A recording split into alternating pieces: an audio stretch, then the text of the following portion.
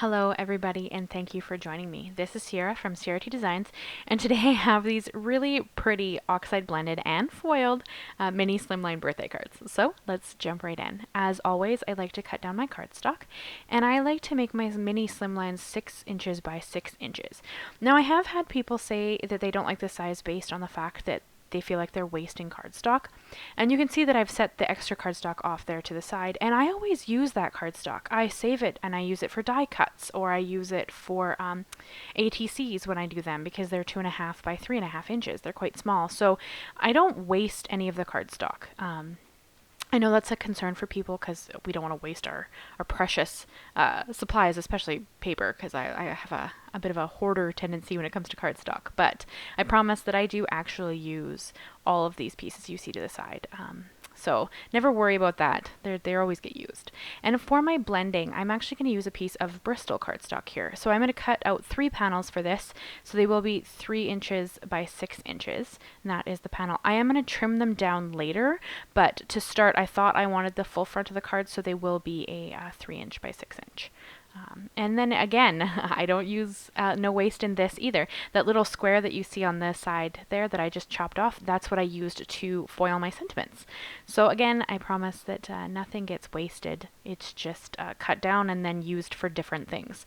I have a little bag that I keep in my drawer, and I pull it out and use scraps from that constantly, actually. So, but this actually could have made, I believe, like 5 perfect panels. I only needed 3, so I have those other 2 saved for another mini Slimline project, but that they all get saved. So here I'm scoring, and I'm doing 3 inches because it's 6 by 6 and then scored at 3. And I made a mistake on the second one there. You can see I scored it in the wrong spot. By the end of the card there, you won't even notice. So yes, it's a mistake, but it doesn't matter. We're going to fix that. So you can kind of see it there. I'm going to cover it up with a panel, so you're not even going to see it in the end. And I refuse to waste the cardstock simply because I made an error. So, and I did score on both sides on a few of them, just because it's a heavyweight cardstock and that tends to help break the fibers.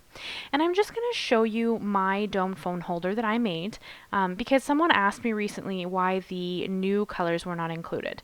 And that is because when I made this, the new colors did not exist. Or I knew they were coming, but I didn't know what they were, so I couldn't really add them as I didn't know what they'd be. So you can see there at the end of my dome foam holder, there is a spot for 12 colors. They won't be labeled, you'll have to do that on your own, but there is a spot for them. So, and once they're all out and we know the names, I will add them into the file, and then I probably will redo mine. And I'll have a link if you guys want to check out the video to make that dome foam holder as well. So I am using all of the new Oxide colors plus 1. So here you can see I have Kitsch Flamingo, Salvaged Patina, and Speckled Egg. And this, in the end, is probably my favorite blend of the 3. But I really wanted to use all 6 of the new colors. Is it 6 colors? Maybe it's Kitsch Flamingo, Speckled Egg, Salvaged Patina, Crackling, Campfire, and Rustic Wilderness. Sorry, it's 5 colors. There are 6 colors being used in this, but only 5 of them are new.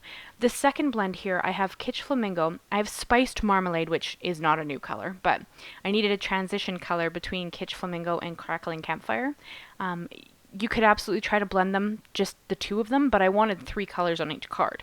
So that's where I went with this one. And yeah, so I did bring in Spiced Marmalade, which is not a new color, it's an old color, but I mean, I own them, so I might as well use them. Excuse me. And I'm just going to blend back and forth until I'm happy with the blend. And you will see in a moment here, I'm going to bring in my microfiber cloth for my fingers because I was transferring color on the edges wherever I was putting my hand to hold the cardstock. So that's the only reason I brought in that microfiber cloth, was just to keep me from putting my fingers in all the colors. And then my last blend is going to be Kitsch Flamingo, which, yes, I used in all 3 because I love it, Salvaged Patina, and Rustic Wilderness. Now again, you could have brought in Speckled Egg as the middle color instead of Salvaged Patina. I'm just pretty in love with how Kitsch Flamingo and Salvaged Patina look together. I think that they're stunning, so I kind of use it as an excuse to put them together anytime that I can. But you could have done any of the colors and it would have looked really pretty. But yeah, so I just really wanted to use the new 5 colors in these cards. And that's what I did. I'd love to know which blend was your favorite. I think in the end mine was the first blend blend that I did, the Kitsch, Flamingo, Salvaged, Patina, and Speckled Egg, but they're all really pretty, and I'm going to have to experiment bringing in some of the old colors now to make new blends, because I love how blends look. And I am doing my usual, I'm flicking on some Perfect Pearls mixed up in a little mister bottle, just because it adds a little shimmer and shine to the background. And these are fairly simple cards. I just really wanted to play with new colors, and you guys know that I recently got that foil machine, so I really wanted to bring that in and kind of play with it. So this is just kind of an excuse to play with some fun stuff I have in my stash. And I also brought in some Dylusions white linen ink spray, and I'm just flicking that on the background, just because again I have it, so I figured I might as well use it. I'm kind of bad for hoarding certain colors of things and then not using them as much as I should. So this is just me trying to use more of my supplies. And then here I have the Happy Birthday sentiment. This is from the Spellbinders Elegant Occasions Sentiments set. It is a foil plate and a die that cuts around it. You'll see the die here in a minute. And I'm going to do it 3 times. I'm going to use a Glimmer foil variety pack. I have teal, pink, and silver hollow speckle. So this one is actually the pink that you're going to see me hold up here in a sec when I pull the plate off. And I'm not going to show you foiling all 3 of them. I did recently do a foiling video. If you'd like to check that out, I can have that linked in the card as well. But yeah, and then here's the matching die. So I am going to cut these out as well, just using my Gemini to get the background cut out so that it's not just kind of this square. But these are the leftover scraps from the Bristol card that I just cut. So I do use the ball. I know people are a little concerned about waste, but I try really hard not to waste anything. You guys know I'm a very big believer in using what you have, regardless of whether or not it's the right size or the right whatever. So I just want you guys to know that I do try really hard to use everything. And there is my little die cut of Happy Birthday. And I'm going to cut out the other 2 as well. I'm not going to show it on screen because, again, it's the same thing. So this is where I decided I wanted a small white border around the card. Because of the Happy Birthday sentiment and how that looks and that white background to it, I thought it would tie it in better. So I cut off 1/4 of an inch on each side, so it's giving you 1/8 of an inch of a border around, and it's like a super thin border. I just really like how it looks. So I have a tendency to mat or border things. That's just kind of my preferred way to do things. By all means, you could have left it the full face front and it would have been good, but I chose not to. And I did bring in a piece of fun foam here that I'm going to cut out 3 times just to add some dimension to the sentiment. Again, you could use anything, foam squares or foam tape, or leave it flat.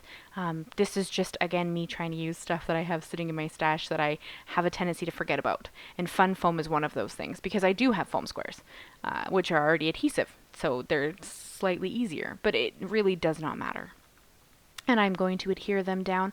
I'm going to use an acrylic block to hold them, simply because the little pieces that stick out, like on the kind of elegant swirl font there, they didn't want to line up for me well. So I hold it down, like I get it lined up, I hold it for a few seconds, and then I put an acrylic block on top just to add some weight to the glue so that it has a chance to adhere the way I want it to. And then you can see here the teal one I actually foiled twice and liked the second one better. So my foil shifted on one of them. And I just did it again on the same, flipped it over, did it on the same piece of cardstock because I refuse to waste things. So it worked really well. There's 2 sides to a piece of cardstock. And here I'm just going to adhere them down to my little mini Slimline bases with my favoriteest Nuvo Deluxe glue. You guys know I prefer a liquid glue just because it gives me a chance at movement to make sure that I line it up properly. I have a tendency to eyeball everything, so I need a little wiggle room generally, or I kind of misalign things. And then I did opt to put my sentiment right smack dab in the center. Generally, I don't do that. However, because it is bordered, I thought it looked better with the sentiment centered. You're going to see here in a second, I'm going to do on the 3rd one, I'm going to show you what it looked like if I had put it on the bottom right hand corner. That's something I kind of like to do sometimes, but I didn't quite like how much white was then together there, so I moved it back to the center, and that's where I'm going to adhere it. Now, there's no wrong way to make a card. You could absolutely move it to one of the other edges. You could flip this card and make it a portrait style instead of a landscape card. Either direction, you could do anything, then it would be still stunning. This is just my preferred way to do it. And then I brought out 7 gems, because you guys know I like uneven numbers. 3 on each side of my sentiment to kind of fill in that space. And then a little one on top of the dot of the eye, because uneven numbers. So that's just my preferred way to do it. There's no wrong way though, guys. I mean, I think these cards are stunning, and I think they're beautiful in their simplicity with just a ton of glitter and a ton of shine. So I hope you enjoyed them. I'd love to know which color blend was your favorite of the three. I think in the end, although all three are quite pretty in my opinion, my favorite is definitely this one, the Kitsch Flamingo, Speckled Egg, and Salvaged Patina. But I cannot wait to see what else Tim Holtz brings out in colors. I'm really still hoping for a purple. Purple is my favorite color, if you guys didn't know. That and pink, really, but I'm kind of hoping for a purple. But yeah, so that is the cards I have for you. I'm going to hold them up so you can enjoy them in all their glitter and glory. And I'd love to know which one's your favorite. I'd love if you'd consider subscribing. Leave me a like, leave me a comment. I would like this to be a community where we can have a conversation. So I cannot wait to hear from you, and I cannot wait until I see you guys for the next video. Thank you so much, guys, and I'll see you again soon. Bye-bye for now.